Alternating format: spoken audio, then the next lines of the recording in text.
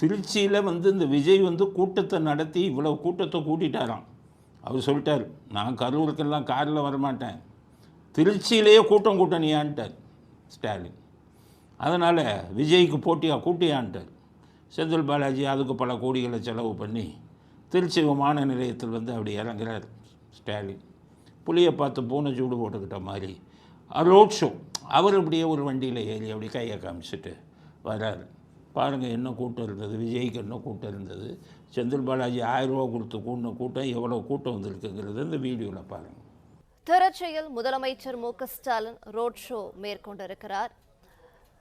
திருச்சியில் வெஸ்லி பள்ளியில் இருந்து ஆட்சியர் அலுவலகம் வரை முதலமைச்சர் மு.க.ஸ்டாலின் ரோட் ஷோ மேற்கொண்டிருக்கிறார். கூடுதல் விவரங்களை செய்தியாளர் கலைவேந்தன் வழங்கிட கேட்கலாம். கலைவேந்தன் வணக்கம், விவரங்களை சொல்லுங்கள். இந்த வீடியோவில் பார்த்தீங்கன்னா வெளில இதில் வர்றார் ஸ்டாலின்.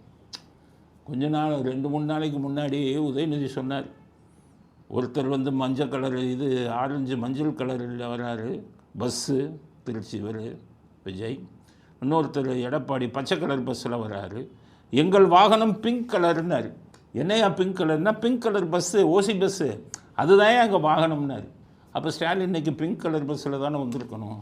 ஆனால் 3 கோடி மதிப்புள்ள ஒரு வேனில் வர்றாரு. அந்த வேனில் பார்த்தீங்கன்னா அவ்வளோ வசதி.